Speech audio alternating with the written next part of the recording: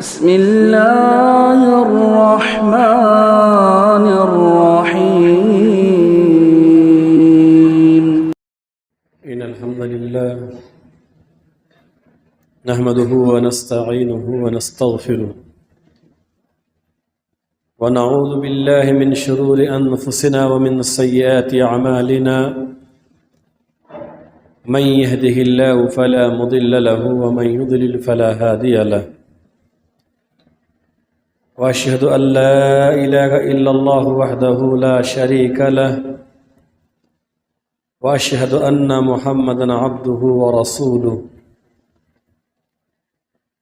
يا أيها الذين آمنوا اتقوا الله حق تقاته ولا تموتن إلا وأنتم مسلمون يا أيها الناس اتقوا ربكم الذي خلقكم من نفس واحدة وخلق منها زوجها وبث منهما رجالا كثيرا ونساء واتقوا الله الذي تساءلون به والأرحام إن الله كان عليكم رقيبا يا أيها الذين آمنوا اتقوا الله وقولوا قولا سديدا يصلح لكم أعمالكم ويغفر لكم ذنوبكم ومن يطع الله ورسوله فقد فاز فوزا عظيما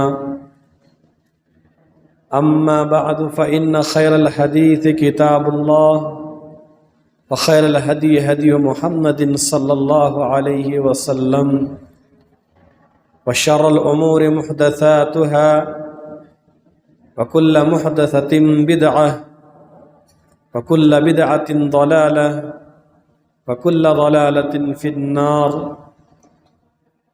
فقد قال الله تبارك وتعالى في القرآن المجيد أعوذ بالله من الشيطان الرجيم بسم الله الرحمن الرحيم يا أيها الذين آمنوا كتب عليكم الصيام كما كتب على الذين من قبلكم لعلكم تتقون وقال النبي صلى الله عليه وسلم من صام رمضان ایمانا و احتسابا غفر له ما تقدم من ذنبه متفق علیہ۔ تمام قسم کی تعریفات، بزرگی و بڑائی، کبریائی و برتری اس ذات مبارکہ مطہرہ کے لیے لائق و سزاوار ہے جو ہمارا خالق و مالک ہے، رازق اور پالنہار ہے۔ بعدہ انگنت درود و سلام ہمارے پیارے نبی سرور کائنات خاتم الانبیاء احمد مجتبیٰ محمد مصطفیٰ صلی اللہ علیہ وسلم پر۔ محترم حضرات، پردہ نشی خواتین اسلام، ماہ رمضان المبارک کا مہینہ ہم پر سایہ فگن ہے۔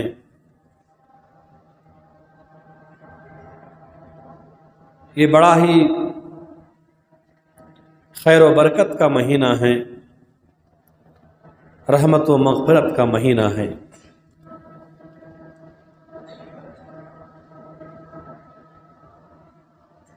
اس ماہ مقدس میں اللہ تبارک و تعالی خصوصی طور پر بہت سارے لوگوں کو جہنم سے آزادی نصیب کرتا ہے۔ اس ماہ مبارک میں اللہ تبارک و تعالی بہت سارے لوگوں کی دعاؤں کو قبول فرماتا ہے، اور بھی بہت ساری فضیلتیں اس ماہ مبارک کی ہیں جو آپ ہر سال سماعت کرتے آتے ہیں۔ اس جیسی خیر و برکت اور ماہ مقدس میں ہمارے اسلاف کی حالت کیا ہوتی تھی؟ وہ اس مقدس مہمان کا استقبال کتنے ذوق و شوق سے کیا کرتے تھے۔ آئیے ذرا پیچھے پلٹ کر ان کے عہد ذری کا جائزہ لیں، نظر دوڑائیں، تاکہ رمضان جیسی بابرکت مہینے میں اللہ تبارک و تعالیٰ کی عبادت و بندگی، تقوی اور الہیت، صبر و شکر کر کے دل و دماغ کو سکون پہنچائیں۔ اور اس وجہ سے اسلاف کی عادات رمضان پر ایک نظر دوڑائیں کہ اسلاف کیا کرتے تھے۔ سب سے پہلی بات یہ ہے کہ اسلاف سے مراد کون ہے؟ اسلاف یہ سلف کی جمع ہے، لغوی معنی ہے گزرے ہوئے آبا و اجداد، ہمارے باپ دادا جو گزر چکے ہیں اسے کہتے ہیں اسلاف۔ اور اصطلاح میں اسلاف کہتے ہیں جن کا زمانہ اللہ کے نبی صلی اللہ علیہ وسلم کے زمانے سے قریب قریب ہیں۔ وہ آبا و اجداد، وہ گزرے ہوئے لوگ جو نیک و پارسا تھے، جنہوں نے اللہ کے نبی جناب محمد رسول اللہ صلی اللہ علیہ وسلم کے نقش قدم پر چلے، آپ صلی اللہ علیہ وسلم کے فرمودات کے مطابق زندگی گزاریں، وہ صحابہ ہیں۔ اور پھر اس کے بعد وہ لوگ جنہوں نے صحابہ کرام رضی اللہ تعالی عنہم کو اپنا معیار مانا، اپنا نمونہ چنا، وہ تابعین اعظام ہیں۔ پھر وہ لوگ جنہوں نے تابعین اور صحابہ کرام رضی اللہ تعالی عنہم کے نقش قدم پر چلتے ہوئے زندگی گزر بسر کی، وہ تبع تابعین ہیں۔ انہیں کہتے ہیں سلف صالحین، نیک لوگ۔ اللہ کے نبی جناب محمد رسول اللہ صلی اللہ علیہ وسلم سے پوچھا گیا کہ سب سے بہتر زمانہ کن کا زمانہ ہے؟ کن کا زمانہ بہتر ہے؟ آپ صلی اللہ علیہ وسلم نے فرمایا قرنی، میرا زمانہ، عہد رسالت یہ سب سے بہتر دور ہے۔ اور آپ صلی اللہ علیہ وسلم کے دور میں کون تھے؟ صحابہ کرام رضوان اللہ علیہم اجمعین۔ پھر فرمایا ثم الذین یلونہم ثم الذین یلونہم، پھر وہ جو ان سے قریب ہے، پھر وہ جو ان سے قریب ہے۔ یعنی میرا دور، یعنی صحابہ کرام کا دور، اس کے بعد تابعین کا دور، اس کے بعد تبع تابعین کا دور۔ یہ دور بہترین دور ہوا کرتے تھے۔ ایسے دور کے لوگ رمضان کیسے گزارتے تھے تاکہ ہمیں ان کی عادات رمضان معلوم ہو اور ہم بھی اسی طرح رمضان گزاریں۔ دوسری بات، سلف کی اتباع کیوں ضروری ہے؟ اس لیے کہ سلف صالحین رحمہم اللہ کی زندگی، ان کے دور شرک و بت پرستی سے بالکل پاک تھے، بدعات و خرافات سے بالکل وہ دور تھے۔ وہ وہی کرتے تھے جس پر قرآن و حدیث کی مہر لگی ہوئی ہو۔ ان کی زندگی کے 3 اصول ہیں سلف کے۔ پہلا اصول یہ ہے کہ وہ تمام کی تمام عبادتیں صرف اور صرف اللہ ہی کے لیے کیا کرتے تھے۔ تو یہ سلف کا پہلا اصول کہ عبادتیں صرف اور صرف اللہ کے لیے کرنا، کوئی بھی عبادت. دوسرا اصول کہ سلف جماعت کو پکڑ کر رہتے تھے، اپنے حکمراں اور امیروں کی اطاعت کیا کرتے تھے، ان کی بغاوت نہیں کیا کرتے تھے، جماعت سے دور نہیں بھاگتے تھے. یہ دوسرا اصول ہے، جماعت کو لازم پکڑنا. تیسرا اصول ہے سلف کی کہ بدعت و خرافات سے دور رہتے تھے. اور پھر امام البانی رحمہ اللہ نے اس اصول کو لکھنے کے بعد کہ سلف کے یہ اصول ہوا کرتے تھے، ایک حدیث درج کی کہ اللہ کے نبی جناب محمد رسول اللہ صلی اللہ علیہ وسلم نے فرمایا 3 باتوں سے اللہ تبارک و تعالی خوش ہوتا ہے، 3 باتوں سے اللہ تبارک و تعالی ناراض ہوتا ہے. جن باتوں سے اللہ خوش ہوتا ہے وہ یہ ہے کہ صرف اور صرف اللہ ہی کی عبادت کی جائے، اس کے ساتھ کسی کو شریک نہ ٹھہرایا جائے، اور اپنے حکمراں کی اطاعت و پیروی کی جائے، ان کی اتباع کی جائے، جماعت کو لازم پکڑ کر رہے. ہزاروں اختلافات ہوں، لڑائی جھگڑا ہو، لیکن کبھی بھی جماعت کو سلف چھوڑتے نہیں. ان باتوں سے اللہ تبارک و تعالی خوش ہوتا ہے، راضی ہوتا ہے. اور جن باتوں سے اللہ تبارک و تعالی ناراض ہوتا ہے وہ ہے قیل و قال، اضاعت المال، کثرت السؤال.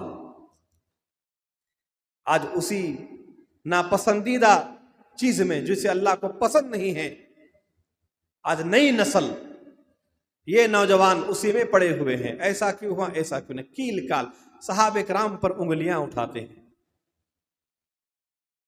اچھے علماء کرام جو دکتور ہیں، مدنی علماء ہیں، سلفی ہیں، اور بہت سارے علماء ہیں، ان کا بیان نہ سن کر یہ جو یوٹیوب میں نئے لوگ آئے ہوئے ہیں ان کو سنتے ہیں، خود بھی گمراہ ہو رہے ہیں، اپنے دوستوں کو بھی گمراہ کر رہے ہیں. قیل قال، بال کا کھال نکالنا، کثرت سوال، بہت زیادہ سوال کرنا، ان باتوں کو اللہ پسند نہیں کرتا. تو اسلاف 3 اصولوں پر، ان کی زندگی 3 اصولوں پر گزارا کرتے تھے وہ اپنی زندگی. اسی لیے ہمیں ان کی نقش قدم پر چلنا ہے. جو سلف کا جو منہج ہے، جو راستہ ہے، وہ اس راستے پر چل کر کامیاب ہوئے. ان کا راستہ جناب محمد رسول اللہ صلی اللہ علیہ وسلم کے بتلائے ہوئے راستے ہیں. اور آج بھی جو اپنے آپ کو سلفی کہتے ہیں، ان کی بھی یہی کوشش ہوتی ہے کہ ہمارے گزرے ہوئے جو نیک لوگ، جو ہمارے اسلاف تھے، ہم بھی انہی کی طرح زندگی گزر بسر کریں. رمضان اسلاف کیسے گزارتے تھے؟ سب سے پہلی بات یہ ہے کہ اسلاف ماہ رمضان کی بڑی بے صبری سے انتظار کرتے تھے. 6 ماہ تک اللہ تبارک و تعالیٰ سے دعا کرتے تھے کہ اللہ ہمیں رمضان المبارک کا مہینہ نصیب فرما، ہمیں رمضان المبارک کا مہینہ نصیب فرما. ہم اپنے آپ کو سلفی کہتے ہیں. ہم نے کتنی بار بارگاہ الہی میں دعا کی؟ کب دعا کی؟ جب 6 ماہ تک دعا کرنے کے بعد اللہ تبارک و تعالیٰ انہیں رمضان جیسا ماہ مقدس نصیب کرتا تو وہ ماہ رمضان میں خوب عبادت و بندگی کرتے، راتوں کو قیام کرتے، دن کو روزہ رکھتے، تلاوت قرآن مجید میں مشغول رہتے، صدقہ و خیرات میں بڑھ چڑھ کر حصہ لیتے، گویا کہ دن رات بندگی اور عبادت میں ایک کر دیتے. اور جو ہی رمضان کا مہینہ گزرتا پھر وہ اس بات کی دعا کرتے سلف کہ پروردگار عالم ہم نے رمضان میں جو عبادت و بندگی کی ہے تو انہیں قبول فرما. گویا کہ لکھتے ہیں تاریخ میں ان کا سال بھر رمضان جیسا گزرتا تھا. 6 ماہ تک رمضان پانے کی دعا اور اس کے بعد رمضان میں کی ہوئی عبادت و بندگی کی قبولیت کی دعا. وہ روزہ کیسے رکھتے تھے؟ اللہ کے رسول جناب محمد رسول اللہ صلی اللہ علیہ وسلم نے فرمایا من صام رمضان ایمانا و احتسابا غفر له ما تقدم من ذنبه. جس نے رمضان کے مہینے میں ایمان اور احتساب کے ساتھ روزہ رکھا اس کی سابقہ گناہ معاف. ایمان کی حالت میں پکا سچا مومن ہو کر روزہ رکھو. احتساب بوجھ سمجھ کر نہیں بلکہ ثواب کی نیت سے کہ میں روزہ رکھ رہا ہوں اللہ مجھے اس کا اجر و ثواب دے گا. کتنا دے گا ثواب؟ اللہ تبارک و تعالی حدیث قدسی کے اندر فرماتا ہے کہ ابن آدم روزہ میرے لیے ہے اور اس کا بدلہ میں ہی دوں گا. نماز بھی تو اللہ ہی کے لیے ہے، صدقہ و خیرات بھی تو اللہ ہی کے لیے، زکوٰۃ بھی تو اللہ ہی کے لیے، حج بھی اللہ کے لیے، تمام عبادتیں اللہ کے لیے ہیں. لیکن یہاں خصوصی طور پر روزے کی اہمیت کو اجاگر کرتے ہوئے اللہ حدیث قدسی کے اندر فرماتا ہے کہ روزہ میرے لیے ہے، میں اس کا بدلہ دوں گا. صحابہ کرام رضی اللہ تعالی عنہم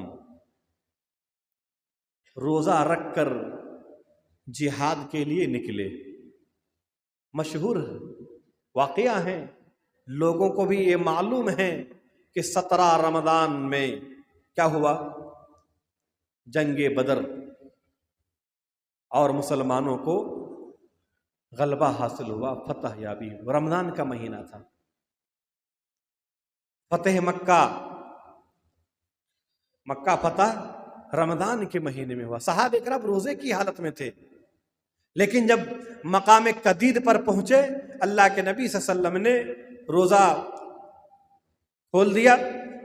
تمام صحابہ کرام نے بھی روزہ کھول دیا. صحیح بخاری کی حدیث. حضرت عبداللہ بن رواحہ رضی اللہ تعالیٰ عنہ جنگ موتا میں شہید ہوئے، روزے کی حالت میں تھے. جب زید بن حارثہ حضرت جعفر رضی اللہ تعالیٰ عنہما دونوں شہید ہو گئے، سورج غروب ہونے کا وقت تھا. سورج جیسے ہی غروب ہوا حضرت عبداللہ بن رواحہ نے روزہ کھولا، گوشت پیش کیا، کھائے نہیں، تلوار لے کے نکلے، اللہ کی راہ میں بڑی بہادری کے ساتھ لڑے، وہ بھی شہید ہو گئے. یہ صحابہ تھے. حضرت ابوبکر صدیق رضی اللہ تعالیٰ عنہ گرمی کے موسم میں روزہ رکھنے کو پسند کیا کرتے تھے. اما عائشہ صدیقہ رضی اللہ تعالیٰ عنہ گرمی کے موسم میں نفل روزہ رکھا کرتی تھی، سردی کے موسم میں نہیں رکھتی تھی. حضرت امام احمد بن حنبل رحمہ اللہ گرمی کے موسم میں روزہ رکھتے اور بے ہوش ہو جاتے، پانی چھڑک کر چہرے پر انہیں ہوش میں لایا جاتا. آج ہمیں روزہ رکھ کر ایسے نڈھال اور کمزور ہو جاتے ہیں، چہرے سے پتہ چلتا ہے گیا. یہ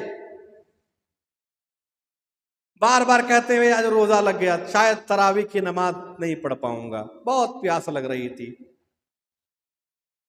ٹھنڈے پانی کو دل چاہ رہا تھا پینے کا.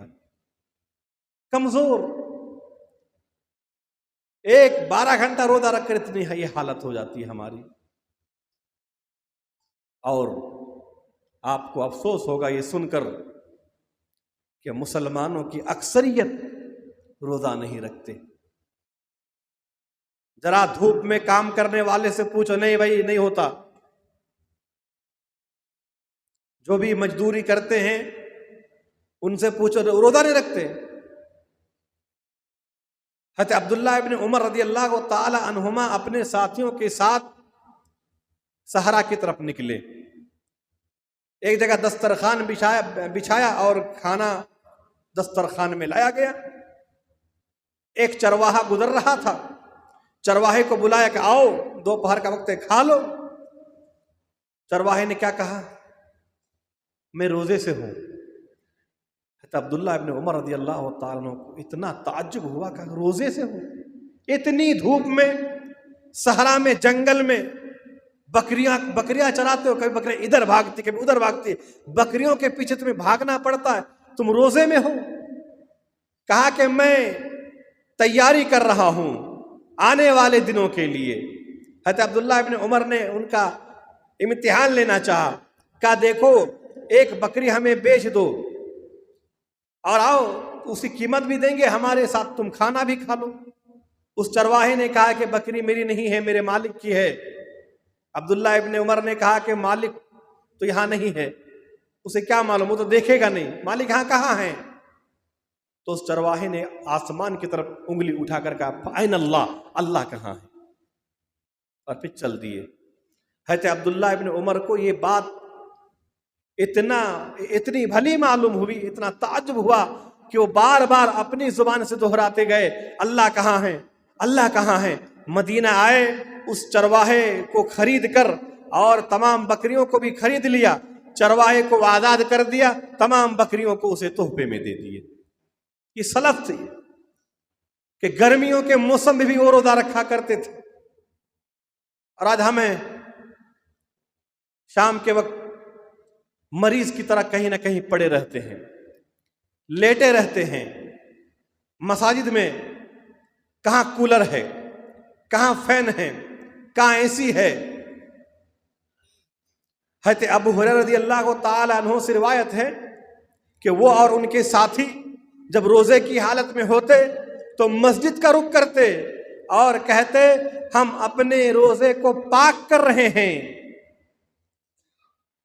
بعد اسلاف کے بارے میں آتا ہے کہ رمضان کے مہینے میں وہ مساجد کا رخ کرتے، سونے کے لیے نہیں، ذکر اذکار، تلاوت قرآن مجید، دعا مناجات کیا کرتے تھے۔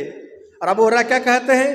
ہم اپنے روزوں کو پاک کر رہے ہیں، یہاں سے باہر نکلیں گے کسی کی غیبت ہو جائے گی، کہیں جھوٹ نہ بول دوں، گالی گلوچ نہ کر دوں، روزہ تو فاسد ہو جائے گا، اسی لیے وہ مسجد میں رہا کرتے تھے۔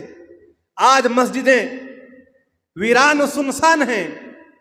رمضان کے مہینے میں بھی، میں نے اس سے بھی پہلے کہا، آپ بازار جاؤ، بازار میں آپ کو رمضان دکھائی دے گا، مغرب سے کچھ وقت سے پہلے سے لے کر رات کے 12-1 بجے تک۔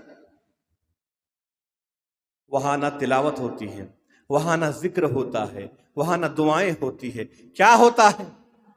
عیاشی ہوتی ہے، کھانا پینا ہوتا ہے، بات چیت ہوتی ہے، گفتگو ہوتی ہے، فضول۔ اگر دن میں آپ نے روزہ بھی رکھا تو کون سا کمال کر دیا آپ نے؟ وہ تو 6 ماہ تک دعا کرتے اللہ رمضان کا مہینہ نصیب فرما، پھر رمضان کے بعد دعا کرتے، قبولیت کی دعا کرتے تھے۔ انہیں فکر ہوتی تھی کہ کہیں ہمارا روزہ ضائع و برباد نہ ہو جائے، کہیں ہمیں بھوک پیاس کے علاوہ کچھ نصیب نہ آئے۔ ہم نے کبھی اس کی فکر کی؟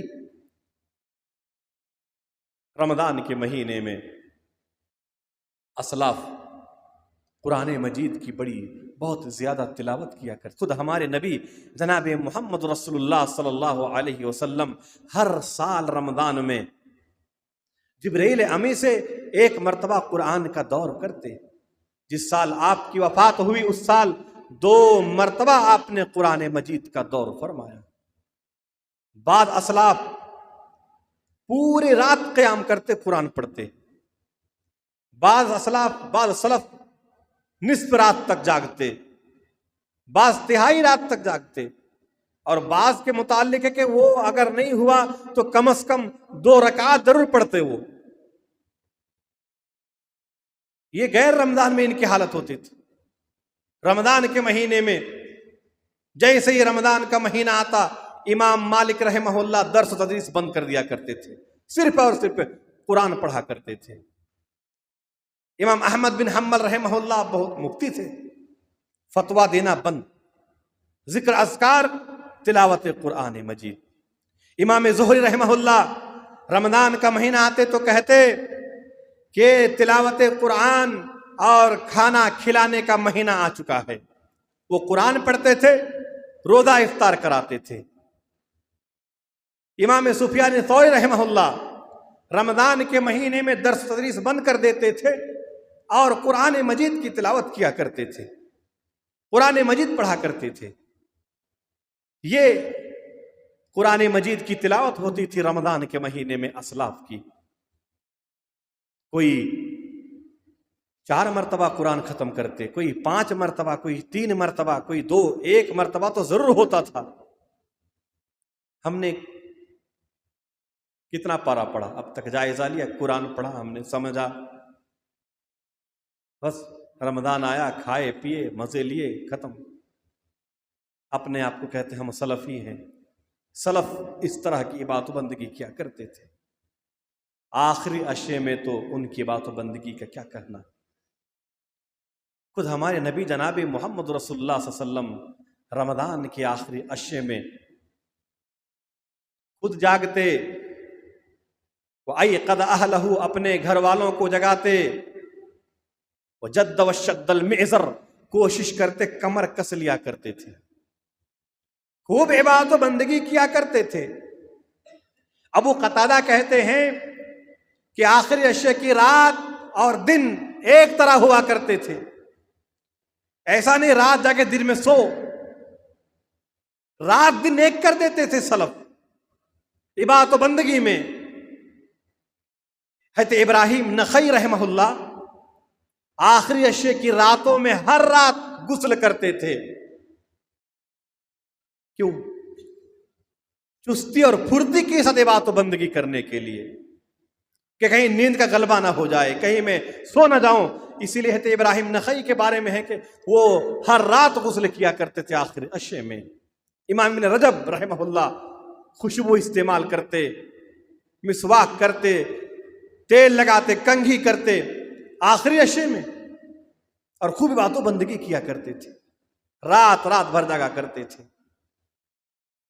یہ اسلاف تھے کہ ان کا رمضان میں جو عبادت و بندگی کرنے کا طریقہ تھا وہ یہ تھے کہ وہ بہت زیادہ قرآن مجید کی تلاوت کرتے تھے۔ وہ آخری عشرے میں بہت زیادہ عبادت و بندگی کا اہتمام کیا کرتے تھے۔ ہمیں بھی چاہیے میرے بھائیوں اور پردہ نشی ماں و بہنوں کہ ہم اپنے آپ کو سلفی کہتے ہیں، کہتے ہیں اسلاف سے ہمارا بڑا گہرا تعلق ہے، ہم منہج سلف پر ہیں۔ تو کیا ہے منہج سلف؟ آپ کا طریقہ ہے سلف کا؟ اس جیسا روزہ ہمارا ہو رہا ہے؟ وہ بھی 29 یا 30 روزہ رکھتے تھے، ہم بھی 29 یا 30 روزہ رکھتے تھے۔ ان کے روزہ رکھنے کا جو طریقہ ہوتا تھا، جو خوبصورتی ہوتی تھی، وہ ہمارے اندر نہیں ہے۔ وہ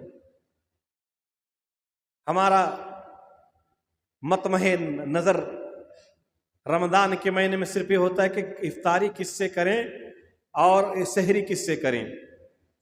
میں نے اس سے پہلے بھی کہا کہ آئندہ آنے والی نسل شاید یہی سمجھیں گے کہ یہ کھانا پینا ہی یہی روزہ ہے، یہ حریص، یہ تہاری اور یہ دہی بڑا شاید یہی روزہ ہے، یہی رمضان ہے، یہ سموسہ، اس کے بغیر تو روزہ قبول ہی نہیں ہوگا۔ آج جو کھانے پینے کا جو دور چل رہا ہے لوگوں کا، حضرت عبد الرحمن بن عوف رضی اللہ تعالی عنہ، صحیح بخاری کی روایت ہے، ان کا بیٹا ابراہیم کہتے ہیں کہ میرے والد عبد الرحمن بن عوف بڑے مالدار تھے، بڑے تاجر تھے، روزہ رکھے تھے۔ ہم نے شام کے وقت ان کے لیے دسترخوان بچھایا، کھانے پینے کی چیزیں رکھی، وہ آ کر بیٹھے اور اپنا وہ زمانہ یاد کرنے لگے، کہنے لگے کہ حضرت مصعب بن عمیر رضی اللہ تعالی عنہ ہم سے کہیں زیادہ بہتر تھے۔ یہ خود عشرہ مبشرہ ہیں، ان کو اللہ کے نبی صلی اللہ علیہ وسلم نے دنیا ہی میں جنت کی بشارت سنائی کہ عبد الرحمن تم جنت میں جاؤ گے۔ عشرہ مبشرہ میں سے یہ بھی ایک ہے عبد الرحمن بن عوف، اور یہ کہہ رہے ہیں کہ مصعب بن عمیر ہم سے بہتر تھے، لیکن جب شہید ہو گئے تو ان کا کفن بھی انہیں برابر نہیں ہوا۔ کبھی فکر کیے ہو کہ مرنے کے بعد کفن برابر ملے گا یا نہیں ملے گا؟ اگر سر ڈھانپتے تو پاؤں ننگے ہو جاتے، پاؤں ڈھانپتے سر ننگا ہو جاتا، آخر میں سر ڈھانپ کر پاؤں میں بڑے بڑے ازخیر گھاس ڈال دیے، یہ کہہ کر رونے لگے، اتنا رونے لگے کہ کھانا ہی چھوڑ دیا، اور کہنے لگے اللہ کے بندو، کہیں اللہ تبارک و تعالی ہمارے نیک اعمال کا بدلہ ہمیں دنیا میں تو نہیں دے رہا ہے؟ اتنا اچھا کھانا پینا، اس کی فکر ہوا کرتی تھی صحابہ کرام رضی اللہ تعالیٰ عنہ کو، سلف صالح رحمہم اللہ کو، کہ وہ رمضان کے مہینے میں خوب عبادت و بندگی کیا کرتے تھے۔ ان کا مقصد کھانا پینا نہیں ہوتا تھا، ان کا مقصد یہ ہوتا تھا کہ یہ ہماری زندگی کی شاید آخر رمضان ہو، اللہ تبارک و تعالی ہم سے خوش ہو جائیں، مرنے کے بعد ہمیں جہنم سے چھٹکارا اور جنت الفردوس ہمیں مل جائیں۔ رمضان کی گرمی، روزے رکھ کر جو گرمی برداشت کرتے تھے، وہ اس لیے کہ وہ سمجھتے تھے کہ جہنم کی آگ، جہنم کی تپش، جہنم کی گرمی سے کہ ہم بچ جائیں، اس کی گرمی کے مقابلے میں یہ گرمی کچھ بھی نہیں ہے۔ وہ لمبا قیام کرتے تھے۔ آج دیکھیے جیسے جیسے رمضان ختم ہوتا، سلف بہت زیادہ فکر مند ہو جاتے کہ اب یہ مہینہ ختم ہو رہا ہے، زیادہ سے زیادہ عبادت و بندگی کیا کرو۔ اور آج ہمارا حال الگ ہے، 15 رمضان نہیں ہوا کہ ہماری طاقت ختم، 1 گھنٹہ کھڑے ہونے کی طاقت نہیں ہے، طوف ہے ایسی جوانی پر۔ نوجوان تراویح کی نماز کی پابندی نہیں کرتے، وہ بزرگوں کو دیکھ کر کچھ سبق حاصل کرو جو 1.5 گھنٹہ 2 گھنٹہ کھڑے ہو جاتے ہیں۔ دن بدن جیسے رمضان گزرتا جاتا ہے، مسجدوں سے ہمارا تعلق ختم ہوتے جاتا ہے، مصلیوں کی تعداد کم ہوتی جاتی ہے۔ قیام ہم کب کریں گے؟ تو یہ اسلاف سے کچھ سیکھیے۔ اپنے آپ کو سلفی کہہ رہے ہیں تو اس کے طریقوں کو اپنائیے، منہج سلف پر چلیے، جائزہ لیں، ان کی عادات رمضان کا نگاہ ڈالیے، ان کی زندگی کا، ان کے عہد کا، عہد رسالت کا، عہد صحابہ، عہد تابعین اور تبع تابعین کا، کہ وہ کس طرح کرتے تھے۔ یہ تو ہم نے جاری کیا یہ چیزیں، ان کے دور میں کہاں ایسا ہوتا تھا۔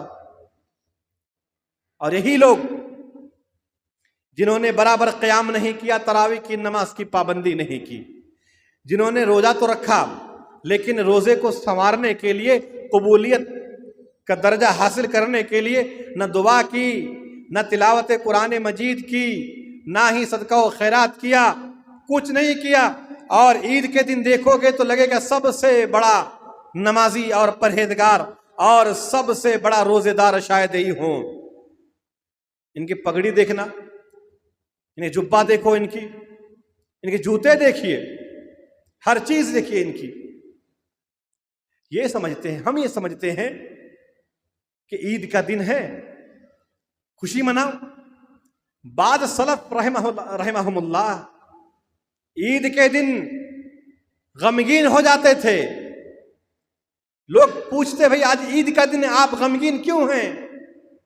خوشی کا دن ہے تو جواب دیتے کہ ہاں، لیکن ہم اللہ کے غلام ہیں، ہم نے جو عبادت و بندگی کی ہمیں نہیں معلوم اللہ نے قبول کیا یا نہیں کیا، تو پھر خوشی کس بات کی؟ حضرت وہیب رحمہ اللہ ایک عید کے دن ایک قوم پر سے گزرا، عید کے دن جو خوشی منا رہے تھے، ہنس رہے تھے زور زور سے۔